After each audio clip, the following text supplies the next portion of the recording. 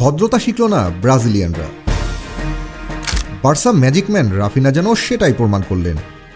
এমনকি মাঠের মধ্যে গালিও দিলেন, তাও আবার রেফারিকে। প্রতিপক্ষের খেলোয়াড়কে গালি দিলেও হয়তো মেনে নেওয়া যেত, কিন্তু রাফিনা গালি দিয়েছেন রেফারিকে।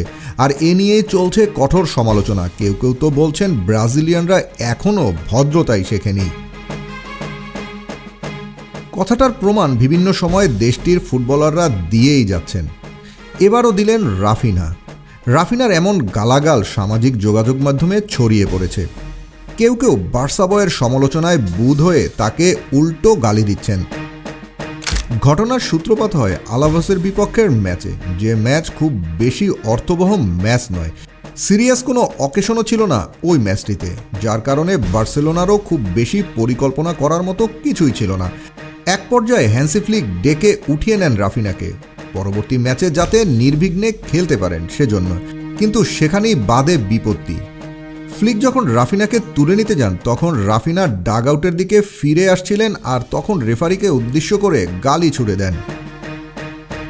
বলেন, তুমি একটা কাপুরুষ। আমি নিশ্চিত হয়ে বলতে পারি তুমি একজন কাপুরুষ। আর হ্যাঁ, আমি কাউকে পরোয়া করি না। রাফিনা কেন, কি কারণে কথাগুলো বলেছিলেন তা এখনও জানা যায়নি। তবে জটিল কিছু তো ঘটেছিল, নয়তো রেফারিকে তো কিছু বলার কথা নয়। নিশ্চয়ই এমন কিছু ঘটেছে যার জন্য গালি পর্যন্ত উচ্চারণ করতে হয়েছে রাফিনাকে। অবশ্য শেষ লাইনটা রাফিনার না বললেও হতো। রেফারিকে উদ্দেশ্য করে তিনি যখন বললেন আমি কোনো কিছু পরোয়া করি না, তখনই ইয়েলো কার্ড দেখলেন।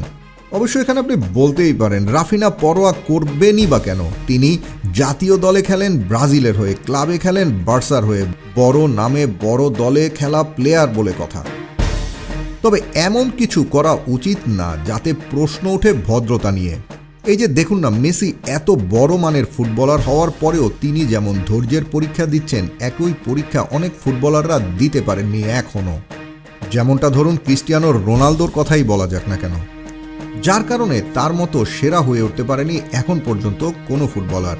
তবে রাফিনার এই ঘটনা বেশ আলোড়ন কেড়েছে, কেননা প্রতিপক্ষকে গালিটা দেওয়া সাধারণ ঘটনা, তবে রেফারিকে গালিটা দেওয়া একেবারেই রেয়ার কেস।